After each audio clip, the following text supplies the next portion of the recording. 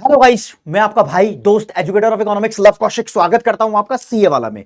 और मैं बात उन बच्चों से करना चाहता हूं जो सीए फाउंडेशन सितंबर 2026 का अटेम्प्ट लिखना चाहते हैं, क्योंकि तुम्हारे एग्जाम को लगभग 2.5 महीना बचा है और अब वक्त आ गया है कि बिजनेस इकोनॉमिक्स की प्रिपरेशन को आप 5वीं गियर पे शिफ्ट कर दो। क्योंकि मेरे दोस्त, बिजनेस इकोनॉमिक्स आपका दा सेवियर सब्जेक्ट होता है और हर बच्चा जानता है। वो बच्चा जिसका लॉ का सब्जेक्ट वीक है, या फिर वो बच्चा जिनके पास 11th 12th में मैथ नहीं थी, वो क्वांटिटेटिव एप्टीट्यूड में वीक है, उसको कहीं ना कहीं ये पता है भाई मेरे नंबर जो आएंगे वो अकाउंट्स में या इकोनॉमिक्स में इतने आ जाएं कि मेरी कम से कम एग्रीगेट बन जाए और मैं सीए फाउंडेशन क्रैक कर लूं। राइट? बहुत सारे बच्चे रैंक प्रिपरेशन करते हैं, बहुत सारे बच्चे डिस्टिंक्शन की प्रिपरेशन करते हैं, उनकी बात नहीं कर रहा, वो तो चारों सब्जेक्ट को मैनेज कर ही लेते हैं। लेकिन हाल फिलहाल मैं उन बच्चों की बात कर रहा हूं। मेरे दोस्त, आपके लिए मैं 2.5 महीने की स्ट्रैटेजी लेकर आया हूं कि इन महीनों के अंदर आपको इन बातों का ख्याल रखना है कि कैसे आप क्या आगे करने वाले हो। पहली बात तो बच्चे के दिल में आएगा, सर मेरा सिलेबस कब तक कंप्लीट हो जाना चाहिए। देखो, इस बार सितंबर में 2 सितंबर से तुम्हारा सीए फाउंडेशन के एग्जाम स्टार्ट है। जनरली वो 3rd वीक ऑफ सितंबर में स्टार्ट होते थे, तो आपके 2 हफ्ते पहले एग्जाम स्टार्ट हो रहे हैं, तो आपके करीब करीब 14 दिन खत्म हो गए हैं। तो आपको ध्यान रखना है दोस्तों कि आप अगस्त स्टार्ट होने से, या फिर मैं बोलता हूं max to max first week of August तक अपना सिलेबस कंप्लीट कर लो। और अगर तुम सिलेबस कंप्लीट करके जा रहे हो, पेपर के अंदर बैठ रहे हो, तो ये भी एक रिस्क वाली कैटेगरी है। गारंटी नहीं है तुम पास हो जाओगे या नहीं हो जाओगे। सीए फाउंडेशन में 1 लाख बच्चा बैठेगा, 20,000 15,000 14,000 ये बच्चे पास होते हैं, 80,000 85,000 बच्चे फेल हो जाते हैं। क्यों? उनको ट्रिक ही नहीं पता होती कि सिलेबस कंप्लीट करना भी होता है और उसको रिवाइज भी करना होता है, और रिवीजन करने का फॉर्मूला होता है। अगर मैं इकोनॉमिक्स के 10 चैप्टर कर लूं, उसके बाद 10 चैप्टर रिवाइज करूं, होंगे ही नहीं। ऐसा लगेगा कि मैं फिर से नया सिलेबस कर रहा हूं। दोस्तों, साथ के साथ रिवाइज करना पड़ता है। टोटल को एक चैप्टर कर लिया, उसको रिवाइज कर लिया, दूसरा करा, तो फिर साथ में दोनों पुराने चैप्टर रिवाइज किए। तो ऐसे क्या होता है कि जो आपके पुराने चैप्टर होते जाते हैं उनको आप जल्दी जल्दी रिवाइज करना स्टार्ट कर देते हो। एक बार आप वीडियो से रिवाइज कर सकते हो, जो भी आपका मन पसंदीदा टीचर है। भाई यहां पर बच्चे वो भी होंगे जो मुझसे पढ़ते हैं संपूर्ण बैच के अंदर, वो बच्चे भी होंगे जो कहीं और पढ़ते हैं, वो स्ट्रैटेजी देखने आए हैं। सभी टीचर अच्छा पढ़ाते हैं, जहां आपको पसंद आता है बस एक ही टीचर को फॉलो करो। ऐसा ना हो कि भाई 10 टीचर के चक्कर में पड़ जाओ, जब तुम्हारा पेपर हो तो तुम्हारे पास कंटेंट ही अवेलेबल ना हो। 2 चैप्टर इस टीचर के अवेलेबल है, 2 चैप्टर उस टीचर के अवेलेबल है, तो कैसे तुम सिंक करोगे अपने पेपर के अंदर, कैसे परफॉर्म करोगे? ऐसा मत करना, ये गलती मत कर देना। राइट? तो रिवीजन आपको एक ही टीचर को पकड़ के कर लो। मैंने चाणक्य बैच के अंदर आपको रिवाइज करा रखा है। लेटेस्ट बैच चाणक्य 3.0 है, आप बोलोगे तो चाणक्य 4.0 बैच भी आ जाएगा, डोंट वरी एट ऑल। ठीक है जी? तो रिवीजन है। राइट? इसके बाद नोट्स की बात आती है कि भैया नोट्स बनाए या ना बनाए। भाई जिस बच्चे को कंफर्टेबल है वो नोट्स बनाओ, बनाने से नंबर ही तुम्हारे इंक्रीज होंगे। लेकिन तुम्हें लगता है कि यार अब नोट्स बनाना मुश्किल काम है, तो आपके पास जो भी टीचर पढ़ा रहे हैं भाई उसके पीडीएफ नोट्स ले लो, है ना। ऑनलाइन पढ़ना कंफर्टेबल है, ऑनलाइन पढ़ लो, नहीं तो प्रिंट निकलवाना चाहते हो प्रिंट निकाल लो।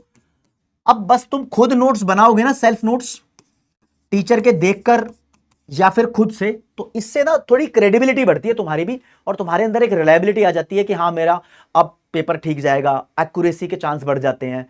क्योंकि तुमने खुद बनाया है यार, तो चीजें जहन में ज्यादा तुम्हारे बस ही जाएगी। तुमने अपने हाथ का इस्तेमाल किया है, पेन से धक धक धक धक चीजें लिखी हैं, तो तुम थोड़े फास्ट हो जाओगे खुद बनाओगे तो। लेकिन ये भी डिपेंड करता है ना भाई, ये टाइम कितना बचा है। कई बार नोट्स बनाने में इतना टाइम निकल जाता है कि भैया और दूसरे सब्जेक्ट रिवाइज नहीं हो पाते, प्रिपेयर नहीं हो पाते, तो उस केस के अंदर बच्चा अपने हिसाब से मैनेज करता है। राइट? तो आप देखो आपको कौन सी सिचुएशन यहां पर सूटेबल लग रही है। राइट? आगे चलते हैं।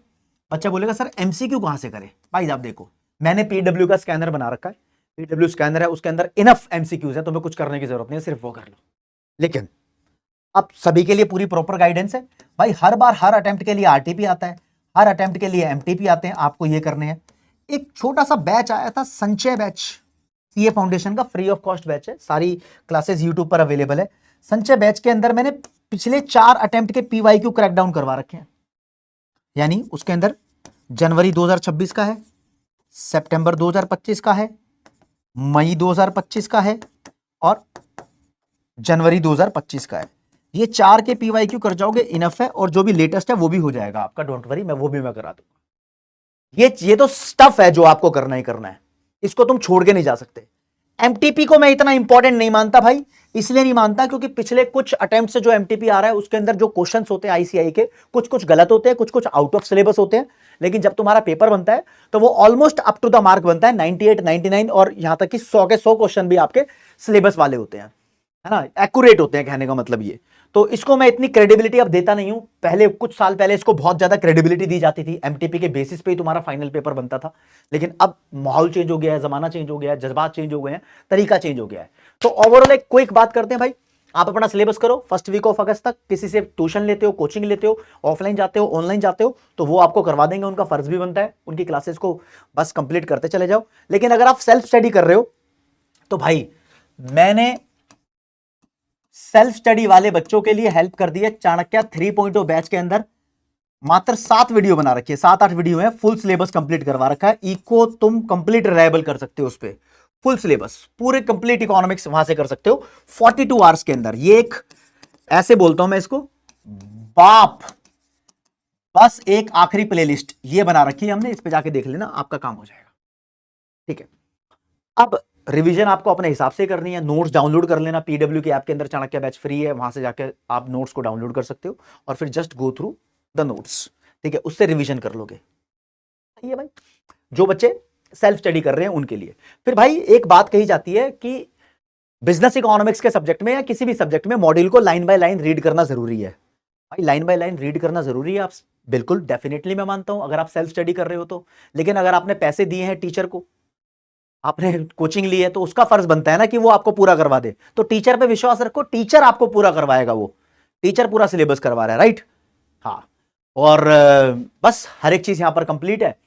आप बताओ आपका डाउट क्या है, आप क्या सुनना चाहते हो और अगली वीडियो कौन से टॉपिक के ऊपर चाहते हो, आपकी क्या दिक्कत परेशानी है, हम उसका समाधान करेंगे। आज के लिए इतना ही। Thank you so much. जय हिंद, जय भारत, नमस्कार, धन्यवाद।